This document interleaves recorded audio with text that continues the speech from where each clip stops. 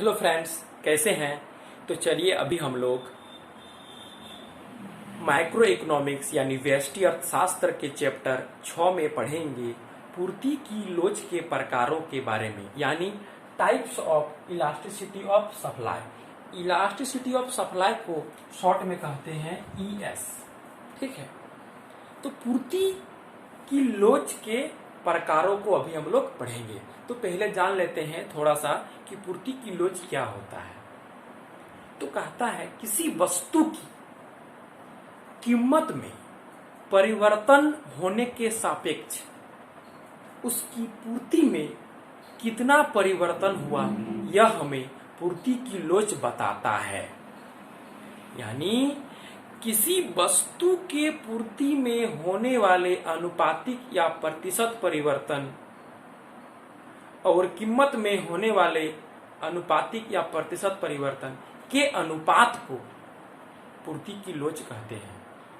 अर्थात यदि हम वस्तु की पूर्ति में होने वाले अनुपातिक या प्रतिशत परिवर्तन को उसके कीमत में होने वाले अनुपातिक या प्रतिशत परिवर्तन से डिवाइड कर देंगे तो मेरा पूर्ति की लोच निकल जाएगा। देखिए, पूर्ति की लोच को शॉर्ट में क्या कहते हैं, ईएस कहते हैं। इलास्टिसिटी ऑफ सप्लाई बराबर होता है पूर्ति में अनुपातिक परिवर्तन, ये हो गया, बटे कीमत में अनुपातिक परिवर्तन। ठीक है, ये हो गया पूर्ति में अनुपातिक परिवर्तन, ये हो गया कीमत में अनुपातिक परिवर्तन। इसमें गुना कर देंगे 100 तो हो जाएगा पूर्ति में प्रतिशत परिवर्तन, इसमें गुना कर देंगे 100 तो हो जाएगा कीमत में प्रतिशत परिवर्तन।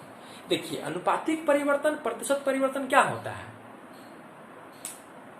कोई कहता है ना कि कीमत में 10% की वृद्धि हुआ, कोई कहता है कीमत में 10 रुपया की वृद्धि हुआ। दोनों बात बराबर है, 10% बोलिए चाहे 10 रुपया बोलिए। कोई कह रहा है अनुपात के रूप में, कोई कह रहा है प्रतिशत के रूप में। इसलिए यहाँ पर भी हो रहा है अनुपातिक या प्रतिशत परिवर्तन। ये तो फिर कट जाएगा, लास्ट में वही बचेगा, वही व्यंजक बचेगा, delta Q by delta P by P, क्या बराबर, ईएस बराबर। ठीक है, इसको अभी ध्यान में रखिए। इसकी सहायता से हम लोग पूर्ति की लोच के प्रकारों को देखेंगे। तो कहता है कि पूर्ति के लोच के 5 प्रकार होते हैं। 5 प्रकार होते हैं। एक है सापेक्षता लोचदार पूर्ति, दूसरा है सापेक्षता बेलोचदार पूर्ति, तीसरा है इकाई लोचदार पूर्ति, चौथा है पूर्णतः बेलोचदार पूर्ति, पांचवा है पूर्णतः लोचदार पूर्ति। ये सब स्पेशल नाम है पूर्ति के लोच के प्रकारों का। इसका शॉर्ट नाम है एक से अधिक लोचदार पूर्ति, एक से कम लोचदार पूर्ति, एक के बराबर लोचदार पूर्ति, 0 के बराबर लोचदार पूर्ति, अनंत के बराबर लोचदार पूर्ति। ठीक है, सापेक्षता लोचदार पूर्ति एक से अधिक लोचदार पूर्ति, सापेक्षता बेलोचदार पूर्ति एक से कम लोचदार पूर्ति, इकाई लोचदार पूर्ति 1 के बराबर लोचदार पूर्ति, पूर्णतः बेलोचदार पूर्ति 0 के बराबर लोचदार पूर्ति, पूर्णतः लोचदार पूर्ति अनंत के बराबर लोचदार पूर्ति। ठीक, चलिए सभी को हम लोग बारी बारी से देखते हैं कि ये सब क्या है, किसे कहते हैं। तो हम लोग क्या करेंगे, दाएं साइड ईएस बराबर जो सूत्र होता है उसको लिख के रख लेंगे, ये हमको अभी हेल्प करेगा। तो पहला है सापेक्षतः लोचदार पूर्ति, यानी एक से अधिक लोचदार पूर्ति। एक से अधिक ये कब होता है, तो कहता है जब किसी वस्तु की पूर्ति में अनुपातिक या प्रतिशत परिवर्तन, दोनों बात बराबर है, हम दिखा दिए, कीमत में अनुपातिक या प्रतिशत परिवर्तन से अधिक हो जाता है तब पूर्ति की लोच एक से अधिक प्राप्त होता है, जिसे सापेक्षतः लोचदार पूर्ति कहते हैं। यानी जब पूर्ति में अनुपातिक परिवर्तन मतलब डेल्टा क्यू बाय क्यू अधिक हो जाएगा डेल्टा पी बाय पी से, तब पूर्ति की लोच एक से अधिक प्राप्त होगा। देखिए कैसे, सूत्र यहाँ लिखा हुआ है, ये अधिक हो जाएगा इससे। मतलब एक उदाहरण लेते हैं कि पूर्ति में 15% चेंज हुआ और कीमत में 10% चेंज हुआ, यानी पूर्ति में अधिक चेंज हुआ है, तब बोलिए 15/10 कितना होगा, 1.5 होगा ना। 1.5 क्या है, एक से अधिक है, यानी पूर्ति की लोच एक से अधिक प्राप्त हो जाएगा। कब? जब पूर्ति में अनुपातिक या प्रतिशत परिवर्तन कीमत में अनुपातिक या प्रतिशत परिवर्तन से अधिक हो जाएगा। ठीक है, दूसरा देखते हैं। दूसरा है सापेक्षतः बेलोचदार पूर्ति, मतलब इकाई से कम लोचदार पूर्ति, इकाई से कम। ठीक, क्या कहता है अब कि जब किसी वस्तु की पूर्ति में अनुपातिक परिवर्तन या प्रतिशत परिवर्तन कीमत में अनुपातिक या प्रतिशत परिवर्तन से कम हो जाता है, तब पूर्ति की लोच 1 से कम प्राप्त होता है। देखिए, पूर्ति में अनुपातिक परिवर्तन कीमत में अनुपातिक परिवर्तन से कम हो गया तो क्या होगा? देखिए यहाँ पर पूर्ति की लोच बराबर होता है delta Q by delta P by P.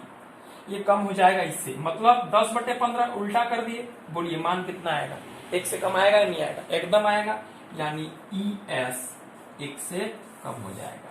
यानी जब पूर्ति में 10% चेंज हुआ और कीमत में 15% चेंज हो गया, तब पूर्ति की लोच 1 से कम प्राप्त होगा।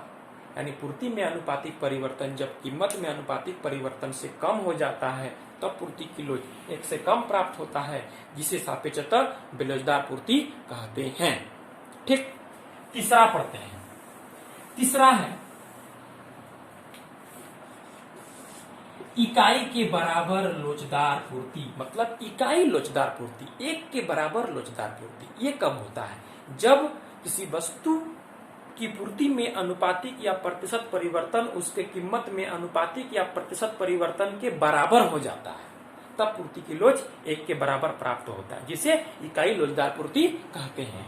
यानी पूर्ति में अनुपातिक परिवर्तन कीमत में अनुपातिक परिवर्तन के बराबर हो गया, अर्थात ES बराबर होता है delta Q by delta P by P. यानी ये भी 10% और ये भी 10%, तो कितना आएगा? 1 आएगा कि नहीं आएगा? यानी ES बराबर कितना हो जाएगा? 1 हो जाएगा। कब? जब पूर्ति में अनुपातिक या प्रतिशत परिवर्तन कीमत में अनुपातिक या प्रतिशत परिवर्तन के बराबर हो जाएगा। ठीक, चौथा पढ़ेंगे हम लोग, 0 के बराबर लोचदार पूर्ति, मतलब पूर्णतः बेलोचदार पूर्ति। पूर्णतः बेलोचदार पूर्ति ये कब होता है? तो कहता है जब किसी वस्तु की पूर्ति में कोई परिवर्तन नहीं होता है कीमत के चलते, तब पूर्ति की लोच 0 प्राप्त होता है। यानी जब किसी वस्तु की कीमत में परिवर्तन होने पर भी उसकी पूर्ति में कोई परिवर्तन नहीं होता है, तब पूर्ति की लोच 0 प्राप्त होता है, जिसे पूर्णतः बेलोचदार पूर्ति कहते हैं। यानी पूर्ति में कोई अनुपातिक परिवर्तन नहीं होगा कीमत के चलते, मतलब डेल्टा क्यू बाय क्यू कितना हो जाएगा? 0। पहले भी 10 इकाई था, अब भी 10 इकाई है, तो चेंज कितना होगा? 0 होगा। देखिए ES बराबर delta Q by delta P by P, यही होता है। इसमें चेंज होगा, लेकिन इसमें कोई चेंज नहीं होगा, पहले जितना है अभी भी उतने हैं, मतलब चेंज 0 हुआ। यानी इसमें 0 बटे कुछ भी 10% मान लीजिए, तो ऊपर में 0, तो सब हीरो क्या हो जाएगा? 0 हो जाएगा। यानी ES बराबर 0 प्राप्त हो जाएगा। कब? जब कीमत में परिवर्तन होने पर भी पूर्ति में कोई परिवर्तन नहीं होता है, तब पूर्ति की लोच 0 प्राप्त होता है, जिसे पूर्णतः बेलोचदार पूर्ति कहते हैं। हो गया। अब लास्ट है 5 नंबर में, पूर्णतः लोचदार पूर्ति, मतलब अनंत के बराबर लोचदार पूर्ति। ये कब होता है? कहता है जब वस्तु की कीमत में कोई परिवर्तन नहीं होने पर भी पूर्ति में अत्यधिक परिवर्तन हो जाता है, तब पूर्ति की लोच अनंत प्राप्त होता है, जिसे पूर्णतः लोचदार पूर्ति कहते हैं। यानी पूर्ति में परिवर्तन होगा, कीमत में कोई परिवर्तन नहीं होगा, मतलब कीमत में अनुपातिक परिवर्तन जो होगा वो कितना हो जाएगा? 0 हो जाएगा। सोच के देखिए, पूर्ति में चेंज हुआ, मान के चलिए 10% हुआ, लेकिन कीमत में कोई चेंज नहीं, मतलब 0। ऊपर में कुछ और नीचे रहेगा 0, तो मान कितना प्राप्त होगा? इंफिनिटी। यानी ES का मान इंफिनिटी प्राप्त हो जाएगा। कब? जब कीमत में कोई परिवर्तन नहीं होने पर भी पूर्ति में अत्यधिक परिवर्तन हो जाता है, तब पूर्ति की लोच 0 प्राप्त होता है, नहीं अनंत प्राप्त होता है, जिसे पूर्णतः लोचदार पूर्ति कहते हैं। ठीक है, तो चलिए अब हम लोग क्या करेंगे, पूर्ति की लोच के 5 प्रकारों को एक साथ देखेंगे। ठीक है, पहला सापेक्षतः लोचदार पूर्ति, दूसरा सापेक्षतः बेलोचदार पूर्ति, तीसरा इकाई लोचदार पूर्ति, चौथा पूर्णतः बेलोचदार पूर्ति, पांचवा पूर्णतः लोचदार पूर्ति। यानी 1 से अधिक लोचदार पूर्ति, 1 से कम लोचदार पूर्ति, 1 के बराबर लोचदार पूर्ति, 0 के बराबर लोचदार पूर्ति, अनंत के बराबर लोचदार पूर्ति। ठीक, इसका संकेत होगा डेल्टा Q बाय Q अधिक हो जाएगा डेल्टा P बाय P से, यानी पूर्ति में अनुपातिक परिवर्तन कीमत में अनुपातिक परिवर्तन से अधिक हो जाएगा। इसमें क्या होगा, पूर्ति में अनुपातिक परिवर्तन कीमत में अनुपातिक परिवर्तन से कम हो जाएगा। इसमें क्या होगा, पूर्ति में जितना अनुपातिक परिवर्तन होगा कीमत में भी उतने ही अनुपातिक परिवर्तन होगा। इसमें क्या होगा, पूर्ति में कोई अनुपातिक परिवर्तन नहीं होगा। इसमें क्या होगा, कीमत में कोई अनुपातिक परिवर्तन नहीं होगा। ठीक है, एक बात ध्यान देना है कि कीमत में जितना चेंज हुआ उसके चलते पूर्ति में कितना चेंज हुआ, इसका नाम है पूर्ति की लोच, मतलब इलास्टिसिटी ऑफ सप्लाई। ठीक, मिलते हैं आने वाले वीडियो में।